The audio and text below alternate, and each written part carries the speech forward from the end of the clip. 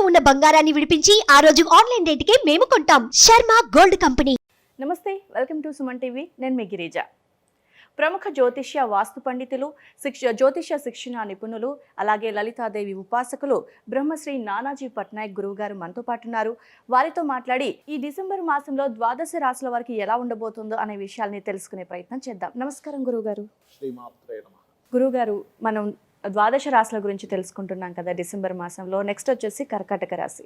ఈ రాశి వారికి ఈ నెలలో ఎలా ఉండబోతుంది అంటారు? ఫస్ట్ ఆఫ్ ఆల్ కర్కాటక రాశి వారికి ఎమోషన్స్ ఎక్కువగా ఉంటాయండి. కామన్గా కూడా వారికి పంచమ దశమాధిపతి అంటే ప్రేమకు కారకుడు అండ్ అలాగే ఉద్యోగానికి కారకుడు, సంతానానికి కారకుడు అయినటువంటి కుజుడు నీచబడి లగ్నంలో ఉన్నాడు. అది కాకుండా వీళ్ళకి ఇంకొక 3.5 నెలలు దాదాపుగా వీళ్ళకి అష్టమశని ఒకటి నడుస్తుంది. కాబట్టి ఏంటి, వర్క్ ప్రెషర్ ఎక్కువగా ఉంటుంది వీరికి. ఫ్రెండ్స్తో ఉండే ఒత్తిడి, ఇష్టపడిన వారి నుంచి ఒత్తిడి, ఇవి కొంచెం ఉంటాయి. ఇది తగ్గించుకోవాలి అంటే కనుక కొంచెం మెడిటేషన్ చేయడము, కాస్త గోవులు క్యారెట్స్ పెట్టడం లాంటివి చేస్తే తగ్గుతుంది చెప్పాలంటే. ఇక వీరికి ఫైనాన్షియల్ మ్యాటర్స్ కనుక చూసుకుంటే కనుక కర్కాటకం వారికి క్రియేటివ్ వాటిల్లో ఉండేటువంటి వారికి ఫైనాన్షియల్గా చాలా బాగుంటుంది. అందులో ఎటువంటి సందేహం లేదు అని చెప్పి మనం చెప్పుకోవచ్చు. ఓకే గురుగారు, అయితే మరి విద్యార్థులకి ఎలా ఉంటుంది? విద్యార్థులకి కనుక తీసుకున్నట్లయితే వీళ్ళు కర్కాటకం వారు పర్టికులర్గా ఏంటంటే కొన్ని ఏవైతే ఇప్పుడు కామన్గా నేర్చుకునేటువంటి విద్యలు కాకుండా ఏదైనా ప్రొఫెషన్కి కనెక్ట్ అయ్యేవి కొన్ని ఉంటాయి మనకి. అలాంటివి ఏవైనా నేర్చుకునే అవకాశం ఉందంటారా? పార్ట్నర్స్తో కలిసి ఏదైనా రియల్ ఎస్టేట్ ఇట్లాంటివి ఏవైనా, అంటే విద్యార్థులు కాదు కొంచెం పెద్దవాళ్ళు, వీళ్ళైతే కొంచెం ఏదైనా ఇప్పుడు కొన్ని ఆర్టిఫిషియల్ ఇంటెలిజెన్స్ కావచ్చు, కొన్ని క్రియేటివ్ రిలేటెడ్ సంబంధించినవి కావచ్చు నేర్చుకోవడం జరుగుతుంది విద్యార్థులు. అండ్ అలాగే ఈ విద్యార్థులు కొంచెం మూడ్లో కేతు ఉన్నందుకు విద్యార్థులు కావచ్చు, పెద్దవాళ్ళు కావచ్చు, ఏదైనా అగ్రిమెంట్స్ చేసేటప్పుడు కొంత జాగ్రత్తగా చూసుకొని చేయాలి. ఎందుకంటే ఇక్కడ మనకి ఈ శుక్రుడు సప్తమంలో ఉన్నాడు. ఒక రకంగా చెప్పాలంటే ఏదైనా క్రియేటివ్ ఫీల్డ్లో నేర్చుకునేటువంటి వారికి మంచి సమయం ఇది, అందులో ఎటువంటి సందేహం లేదు. కాకపోతే లగ్నంలో ఉండే కుజుడు మాత్రం వీళ్ళని రూల్ చేస్తుంటాడు, కొంచెం ప్రెజర్ ఎక్కువ ఇస్తూ ఉంటాడు, అదొకటి చూసుకోవాలి. గురుగారు, అయితే ఈ రాశి వారికి అంటే భూములను కొనే విషయంలో కానీ అమ్మే విషయంలో కానీ ఏమైనా జాగ్రత్తలు పాటిస్తే మంచిదంటారా? పెద్ద ఇబ్బంది ఏమి ఉండదు భూముల విషయంలో. వీళ్ళు జాగ్రత్త తీసుకోవాల్సింది ఓన్లీ ఉద్యోగము, ప్రెగ్నెన్సీ లేడీసు, కొంత షేర్ మార్కెట్ విషయాల్లో జాగ్రత్తగా ఉండాలి. ఎందుకంటే పంచమం అంటే షేర్ మార్కెట్ కదా, అదిగాక బుధరాశుల్లో కూడా కేతు ఉన్నాడు. అంటే ఒక్కోసారి మనిషి ఎలా ఉంటుందంటే కొన్నిసార్లు చేసే ధైర్యం వీళ్ళకి సక్సెస్ని ఇస్తే, కొన్నిసార్లు చేసే ధైర్యం పిచ్చి ధైర్యం అవుతుంది. అది ఇప్పుడు ట్రైన్ ఎదురుగా నేను నిలబడతాను ధైర్యం అంటే దానికి అది ధైర్యం అవ్వదు, అది వచ్చి గుద్దుకొని వెళ్ళిపోతుంది, అది ధైర్యం కిందకి రాదు, అది మూర్ఖత్వం అవుతుంది. అట్లా కొన్ని ఈ కుజుడు నీచంలో ఉన్నప్పుడు ఏమవుతుందంటే కొంత ధైర్యం అనుకున్న మూర్ఖత్వంగా మారే ఛాన్స్ ఉంటుంది. అందుకని కొంచెం ఈ షేర్ మార్కెట్ కానీ ఇట్లాంటి విషయాల్లో కొంత జాగ్రత్తగా ఉండాలి. ఓకే గురుగారు, అయితే మరి ఈ మాసానికి సంబంధించి కర్కాటక రాశి వారు ఎలాంటి పరిహారాలు చేసుకుంటే మంచిది అంటారు? వీళ్ళు ఎక్కువగా సుబ్రహ్మణ్యేశ్వర స్వామి ఆరాధన ఈజ్ ది బెస్ట్ రెమెడీ వీళ్ళకి. అదొకటి, కూర్చొని కొంచెం గణపతిని ఒక 10 నిమిషాలు రోజు ధ్యానం చేయడం, ఈ రెండు ఇంకా బెస్ట్ వీళ్ళకి. కొంచెం దశమ స్థానంలో ఉండే కుజుడు లగ్నంలో ఉన్నాడు కాబట్టి కొంచెం వీళ్ళు ఓం మాణిక్యమకుటాకార జానుద్వైవిరాజితాయ నమః నామం చేసుకోవడం అన్ని విధాల ఉత్తమం. ఎవరైనా సంతానం కోసం ప్రయత్నం చేసేటువంటి వారికి కాస్త ఎక్కువ ప్రెజర్ ఉందనుకునేటువంటి వారు దిగంబర శ్రీ పాదవల్లభ దిగంబర అనే నామస్మరణ చేయండి. ఓకే, అయితే గురువుగారు ఇప్పుడు మీరు పరిహారాలు చెప్తున్నారు కదా, ఇది కేవలం ఈ మాసానికి సంబంధించిన పరిహారాలేనా? అవి తదుపరి ఆ తర్వాత కూడా చేసుకుంటే ఉపయోగం ఉంటుందంటారా? అంటే ఒకటమ్మా, కర్కాటకం వారికి లైఫ్ లాంగ్ చేసుకోవాల్సింది సుబ్రహ్మణ్యేశ్వర స్వామి, ఇంకా అందులో డౌట్ లేదు. కర్కాటక లగ్నంలో జన్మించాము అంటే. బట్ పర్సనల్ చార్ట్లో ఏమవుతుంటుందంటే ఒకవేళ పంచమంలో ఇంకేదైనా బలమైన గ్రహం ఉందనుకోండి, అప్పుడు దాంతోపాటు అది కూడా చేసుకోవడం వల్ల బాగుంటుంది. ఇప్పుడు అంటే ఎలా అంటే చిన్న ఎగ్జాంపుల్ చెప్తాను చూడండి. ఒక వ్యక్తికి ఫీవర్ వచ్చింది, ఫీవర్తో పాటు ఇన్ఫెక్షన్ కూడా వచ్చింది అన్నప్పుడు ఏం చేస్తాడు డాక్టర్? ఫీవర్కి ఇన్ఫెక్షన్కి 2 టాబ్లెట్స్ ఇస్తాడు, అట్లా అనమాట. ఓకే గురుగారు, గోచార ఫలితాలు చెప్పారు కదా, ఈ ఎఫెక్ట్ మాత్రమే ఉంటుందా, వేరే ఇంకేదైనా ఎఫెక్ట్ కూడా ఉంటుందా మనిషి మీద? మెయిన్గా ఏంటంటే అమ్మా, గోచారం అనేటువంటిది కాలం లాంటిది. అంటే ఎలా అంటే ఇప్పుడు మీరు చిన్న ఎగ్జాంపుల్, ఇక్కడ నేను స్టూడియోకి వచ్చాను.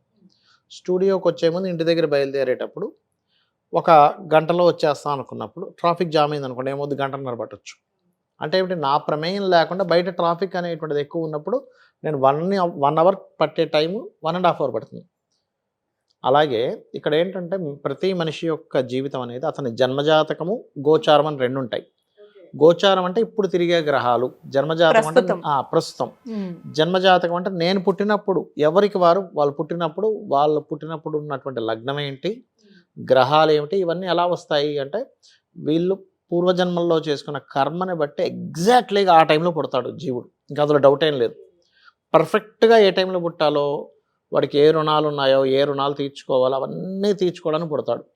పర్పస్ ఉంటుంది. ప్రతి జీవి జన్మెత్తడానికి ఒక పర్పస్ ఉంటుంది. ఊరకనే పుట్టడు.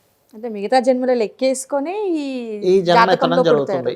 అది ఎలాగా అంటే ఈ జన్మలో ఇప్పుడు ఒక లగ్నంలో పుట్టాం. మనుషులందరూ ఎందుకు ఒకలాగా లేరు? రకరకాల రూపురేఖలు, హైట్లు, కలర్సు ఎందుకు అట్లా ఉంటారు? వాళ్ళ లగ్నం అనమాట ప్రభావం. వాడికి ధనయోగం బాగా ఉంది. ఒక వ్యక్తికి, అమ్మాయి కావచ్చు అబ్బాయి కావచ్చు, ఆ వ్యక్తికి బాగా ధనయోగం ఉంది అంటే కనుక వాళ్ళకి ధనస్థానం బాగుందని అర్థం. అందుకే చూడండి, కొంతమంది పెద్దగా ఏం చదువుకోరు కానీ వాళ్ళు సంతకం పెట్టడం కూడా రాదు. కొన్ని కోట్లు ఫైనాన్షియల్ గా బాగా చదువుకొని కూడా పెద్దగా సంపాదన లేకుండా ఏదో చిన్న జాబ్ చేస్తుంటారు. ఇప్పుడు లాజిక్స్ మనం ఆలోచిస్తాం ఏమంటే, బాగా చదువుకుంటే కోటీశ్వరుడు అవుతారని మనం గ్యారంటీ ఇవ్వలేము. ఏమి చదువుకోకపోతే నువ్వు కోటీశ్వరుడు అవ్వలేవని నువ్వు చెప్పలేవు. It's depend on luck. అయితే ఇక్కడ ఏంటంటే నేనేమంటానంటే లక్ కూడా కాదంట. అది లక్ అని లక్ కూడా కాదు, కర్మే అంటారు. నువ్వు పూర్వజన్మలో ఏ కర్మ చేసావో ఆ కర్మ ఆధారంగా ఈ జన్మ ఉంటుంది. అంటే నువ్వు పూర్వజన్మల్లో మనం ఫుడ్ లేని వ్యక్తికి దయతో ఫుడ్ పెట్టావు, లేకపోతే పాపం బాగా ఇబ్బంది ఉన్నారు, మీ తమ్ముడో మీ అక్కో లేకపోతే మీ ఎవరో, వాళ్ళకి ఏదో ధన సహాయం చేసింది. ఏదో ఇబ్బందుల్లో ఉన్నారని, అపాత్ర దానం కాదు, మళ్ళీ నిజంగానే వాళ్ళు జెన్యూన్గా ఇబ్బందుల్లో ఉన్నారని మీరు సహాయం చేశారు, అది మీకు పుణ్యంగా వస్తుంది. ఇక్కడ మీకు అలా కాకుండా మీ దగ్గర డబ్బులు ఉంచుకొని కూడా వాళ్ళు ఇబ్బంది పడి వాడు చచ్చిపోతున్నా అసలు నాకు సంబంధం లేదు, నీ ఇష్టం, నువ్వు పోతే బాగా వదిలేస్తే ఇక్కడ ఈ జన్మలో మీకు ధనప్రాప్తి అనేటువంటిది ఉండదు. కుటుంబం అది ఎట్ ద సేమ్ టైం కుటుంబం కూడా అంతే. కొంతమందికి మంచి ఫ్యామిలీ ఉంటుంది, కొంతమందికి ఫ్యామిలీతోనే ఇబ్బంది ఉంటుంది. బికాజ్ ఆఫ్ పాస్ట్ లైఫ్లో వీళ్ళు ఫ్యామిలీని ఇబ్బంది పెట్టారు. మంచి ఫ్యామిలీ ఉన్నా కూడా వాళ్ళని ఇంటికి వచ్చి తాగి వచ్చేసి ఇంట్లో వాళ్ళందరినీ గందరగోళం చేసేసి, ఇంట్లో నానా గందరగోళం చేసి, ఇంట్లో వాళ్ళని తిట్టి కొట్టి మళ్ళీ బయటికి వెళ్ళిపోయి వీడు ఎప్పుడు వస్తాడో ఇంట్లో గజగజలు ఆడుకునే స్థితి వీడు ఎప్పుడే ఈ పర్సన్ ఎవరైతే స్త్రీ కావచ్చు పురుషుడు కావచ్చు క్రియేట్ చేశారంటే నెక్స్ట్ జన్మ ఎలా ఉంటుందంటే ఈయన ఇంటికి రావడానికి భయపడతాడు. పూర్వజన్మ కర్మ ఫలితాలు ఈ జన్మలో అనుభవిస్తాడు. ఇంటికి వెళ్ళాలంటే తలనొప్పి రాబాబు ఎందుకంటున్నాడు అంటే పూర్వజన్మల్లో కుటుంబ సభ్యులను ఇబ్బంది పెట్టాడు. ఇప్పుడు ఈ జన్మలో కుటుంబ సభ్యులతో ఇబ్బంది పడతాడు.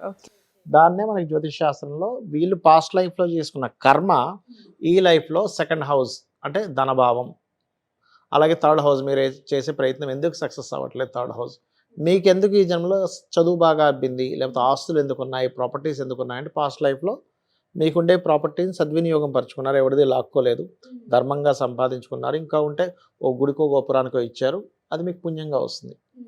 అట్లా అనమాట. ప్రతిదీ కూడా ఇప్పుడు సంతానంతో ఇబ్బంది ఉంటుంది. ఫిఫ్త్ హౌస్ బాగుంటే సంతానంతో ఇబ్బంది ఉండదు, సక్రమంగా సంతానం కలుగుతారు. కొంతమందికి వివాహం తొందరగా అవ్వదు. ఎందుకు అంటే పాస్ట్ లైఫ్లో మంచి భార్య లేదా మంచి భర్త వచ్చినా హింసించాడు. ప్రకృతి ఏం చేస్తుంది, ఈ రూపంలో ఇక్కడ కష్టాన్ని ఇస్తుంది. అంటే దానికి సెట్ చేసుకోవాలి కదా. ఇప్పుడు మీరు మిమ్మల్ని చిన్న ఒక ఎగ్జాంపుల్, ఇద్దరు వ్యక్తులు కొట్టుకున్నారు, ఒకటి పార్ట్నర్ ఒకటి కొట్టాడు, వెంటనే వాడు రియాక్షన్ కొట్టాలని ఉంటుంది. కొడితేనే వాడికి సరిపోయింది అనిపిస్తుంది అక్కడ, లేకపోతే బ్యాలెన్స్ ఉండిపోయి వాడిని కొట్టేసాడని ఉంటుంది. ఎప్పుడు కొడతానా అని ఉంటుంది వాడికి. అంటే ఒక మనిషి కొడితే ఎప్పుడు కొడతానా అని ఉన్నప్పుడు కర్మ ఒక సిస్టము నిన్ను ఎప్పుడు కొట్టాలని చూస్తుంది, వెయిట్ చేస్తూ ఉంటుంది. అది ఎంత లేట్ అవుతుంటే దాని పర్సంటేజ్ అంత పెరుగుతూ ఉంటుంది. ఆ రకంగా ఏంటంటే ఇక్కడ జరిగేటువంటి విషయాలు కూడా జ్యోతిష్ శాస్త్రం అనేటువంటిది ఏంటంటే నీకు అసలు ఏ రూట్లో మనీ వస్తుంది అనేది చెప్తుందమ్మా జాతకం. చాలామంది చూడండి రకరకాల మార్గాలు వెతుకుతూ ఉంటారు, కానీ ఈ రూట్లోనే మనీ వస్తుంది అని ఉన్నప్పుడు ఆ రూట్లోనే వస్తుంది. ఆ రూట్లో రాదు అన్నప్పుడు మీరు ఎన్ని డబ్బులు ఖర్చు పెట్టినా రాదు, ఇంకా నథింగ్. కర్మ అనుభవించాల్సిందే అంటారు. అయితే ఇందులో మళ్ళీ రెండు రకాలు ఉంటుంది. మీకు టైం బాగోక రాకపోవడం వేరు, మీకు అందులోనే వస్తాయి. కానీ అది చిన్న ఎగ్జాంపుల్ చెప్పాలంటే డాక్టర్ డి రామానాయుడు గారి జాతకం తీసుకుంటే కనుక అతను స్టార్టింగ్ 3 మూవీస్ ఫ్లాప్ అమ్మ, అటర్ ఫ్లాప్, డబ్బులు మొత్తం పోయాయి.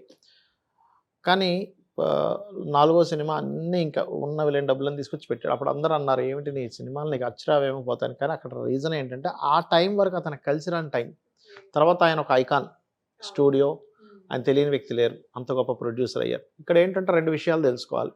ఇది నీకు ప్రజెంట్ టైం బ్యాడా, నీకు అసలు అచ్చి రావట్లేదా, ఈ బిజినెస్ నీకు అచ్చి రావట్లేదా, లేకపోతే నీకు అసలు టైం బాగోక బిజినెస్ నడవట్లేదా. 2 రకాలు గుర్తించడం ఎలా గురువు గారు? ఇది దశ అంటే మనకి నడుస్తున్న మహాదశ బాగాలేదనుకోండి మీరు ఏం పట్టుకున్నా బొగ్గు అవుతుంటుంది. మీకు మహాదశ బాగుందనుకోండి ఆ పర్టికులర్ దాంట్లో డబ్బులు వస్తాయి. మనకు కలిసి వచ్చే మూమెంట్ ఒకటి ఉంటుంది, దేంట్లో కలిసి వస్తుందని ఉంటుంది. ఇది జ్యోతిష్ శాస్త్రం చాలా స్పష్టంగా చెప్తుంది. అలాగే ఉద్యోగం విషయం అనుకోండి, ఇక్కడ చేస్తే మంచిదా, విదేశాల్లో చేస్తే మంచిది, ఏ ఫీల్డ్లోకి వెళ్తే మంచిది, చిన్నపిల్లల జాతకాలు తీసుకొని మనం చెప్పొచ్చు, వీళ్ళని ఈ ఫీల్డ్లో చదివించండి, ఆటోమేటిక్గా వీళ్ళకి బాగుంటుంది. ఇప్పుడు న్యాచురల్గా మనం క్యాజువల్గా విద్య నేర్చుకోవడం వేరు, ఒక ఫ్లూటో లేకపోతే ఏదో సరదాగా నేర్చుకునే విద్యలు వేరు.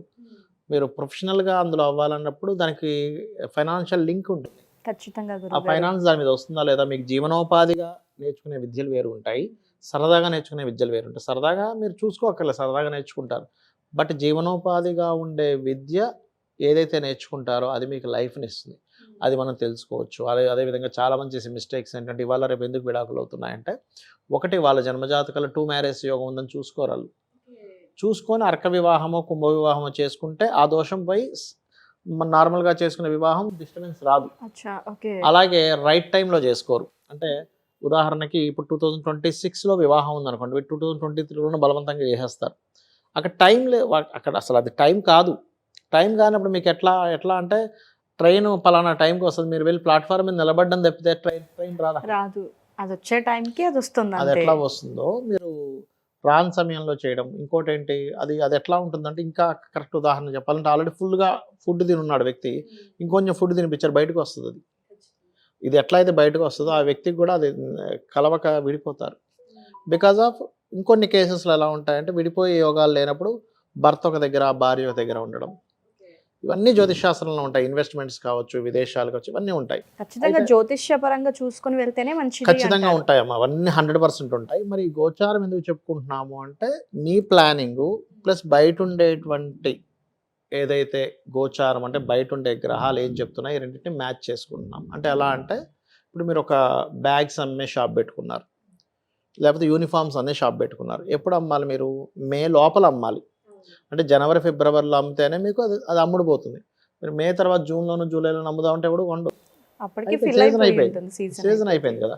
అంటే టైంని ఎట్లా మనం క్యాలిక్యులేట్ చేస్తున్నామో, బయట ఉండే వాతావరణాన్ని, మార్కెట్ని తెలుసుకునేది గోచారం, మీ ఇండివిజువల్గా ఉండేటువంటిది మీ జన్మజాతకం. ఈ రెండు డిఫరెంట్ థింగ్స్ బట్ మ్యాచ్ చేసుకొని చూసుకోవాలి.